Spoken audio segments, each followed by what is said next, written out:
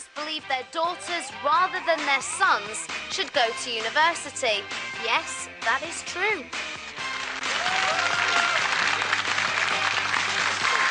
Now, a recent survey found nearly 67% of parents felt it was important for their daughter to go to university. Only 62% felt the same about their sons, which I think is fascinating. More on that in a moment. Thanks for that, Kirsty. So, why are boys bottom of the class at school? A new report blames the scrapping of O-levels for creating an education gender gap that's seen girls excel academically while boys fall by the wayside. The fairer sex are not only doing better than boys at GCSE level, but beyond, outnumbering and now outperforming lads at university too. The study claims GCSEs, with their emphasis on coursework and continuous assessment, favour girls. Is that, though, the only reason? I mean, after all, girls started overtaking boys academically a couple of years before GCSEs were actually introduced. Some educational experts believe schools are too feminised nowadays. Methodical working and attentiveness have been encouraged at the expense of competition and leadership, the things boys respond best to. And only last week, researchers found that lads who played sport were more likely to do well in exams than lads that don't. And yet there's been this drive to end competitive sport in schools to protect kids from feeling like failures. Mind you, I did feel like a failure coming last every year in sports day, I have to say. Look at you now. Yeah, bitter, twisted, ranting, railing. Others claim a lack of male teachers at primary level in particular has a damaging effect on boys' education. Maybe it's not so much about how schools are failing boys, but how society as a whole has rallied behind girls in recent years. In days past, let's be honest here, all you had to do was find a bloke, get married and breed. Now you can go to university, get plastered, have loads of sexual partners, a career, and still breed. They even let you vote. No wonder the country is in such a mess, I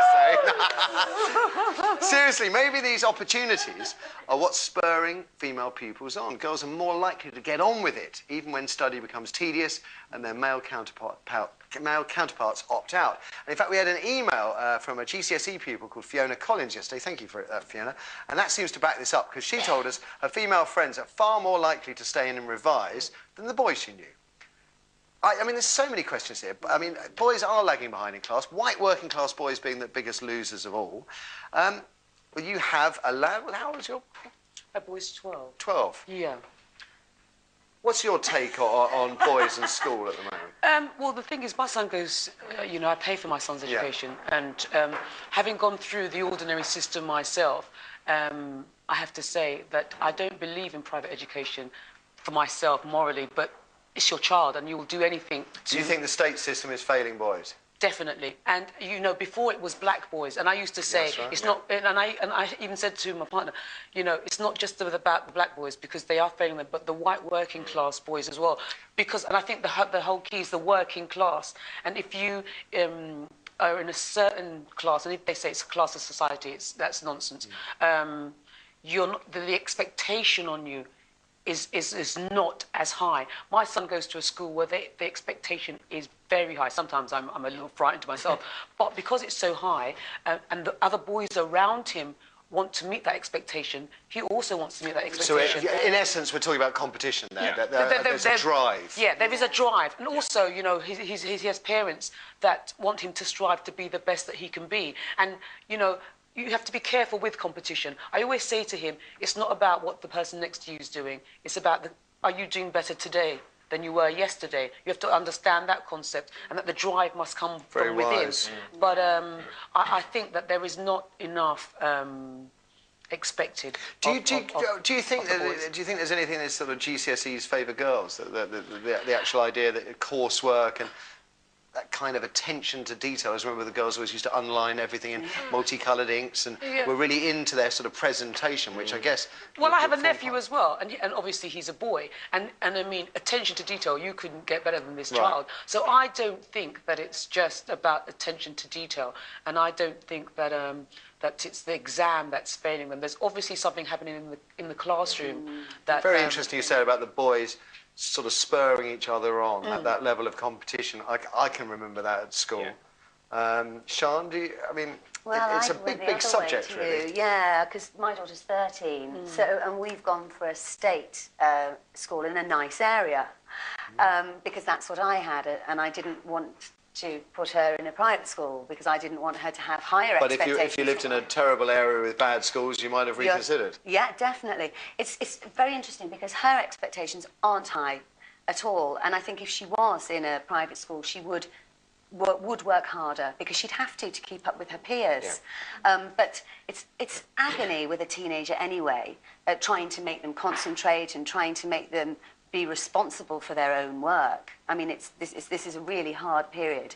But I do have friends with boys who are just not as socially developed yet. Yeah. They just are not. Why? Just because they're boys and boys mature slower, or because they're not getting the support from either home or school? No, I think there is a problem that there's not enough discipline and male models in schools, and definitely secondary schools. And I think it is to do with them maturing later. Yeah. But if there was discipline in schools, then everyone would do better. It's pathetic how easy it is to be at school these days. But I'm always surprised. Because in my day, if a teacher said something bad about you, my parents would, back in the day, probably tan my hide. Of course, which doesn't happen very often these days, but there was a consequence for having a teacher criticise you. Today, all we hear about is if a teacher criticises, the parents go up and take it off against the teacher. And so the parents are backing the kids against the teachers. Which is... I think you have to know your child as well. I mean, if a teacher comes to you and says something about your child and it bears no relation to the child that you know, you might question it. Yeah. And it's also the way they come to you, you know. If you feel that they are speaking in the best interest of your child, you will take it on board. Yeah. But it's not all the time that a teacher comes to a parent like that. No, and in a state school, they don't have time to speak to you. They don't, you know, it's extraordinary. I mean, that's yet another point to throw in the mix. David, I mean... Well, I mean, I think there's something going on out there, I agree with both of them. I think there are fundamental differences in the way that boys and girls mature, and boys do mature much later. And I think also in terms of what boys are good at, boys are much more, it's a hugely stereotypical, but boys are very good at practical tasks and assimilation of information and so on. Girls are particularly good at structured work, coursework and so on. So I do think the exam system favours girls.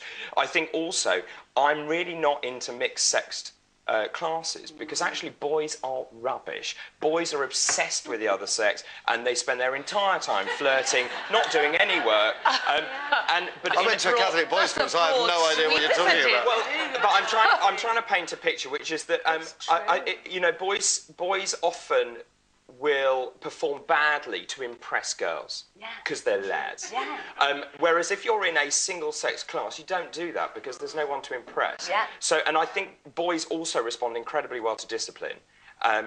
Girls tend to, you have to discipline girls slightly differently, I think. And the competitive sport is vital. Boys are a bag of hormones. They need to run these hormones out. And girls are not. Girls are too, but in a slightly different way. And I think girls are more mature in the way that they can handle complex emotions. But why are we relying on girls' maturity? Then why are we not saying that we should then, you know, bring boys up to speed? You know, should we not look at their maturity levels? Yes, not just say it's just hormones. No, but I think that the difference is that boys mature much later, so that girls are maturing faster and have... Can I just ask, just to go right back to the beginning of the show and that story about the report that suggests that for some, woodwork, metalwork and stuff like that, do you think that would be a useful thing to get boys engaged? Totally. Yeah. Because it's practical. And I love doing things like woodwork and metalwork because I could see the point of it. I did not understand the point of some of the other subjects I did.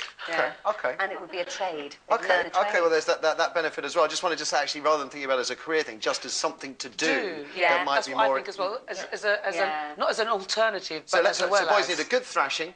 They need to run around at sports day, and they need to do woodwork and metalwork. They need discipline. They need to want something else as well. There are not really any academic role models. Everyone, if you ask anyone what they want to be, they want to be in Britain's Got Talent, they want to be in Big Brother, they want to be a footballer. Exactly. Forgive me, Connie, we've heard a lot from the panel. Let's turn it over to you. Why are boys doing so badly at school? Let's hear what you've got to say. Hopefully we'll hear from some teachers and some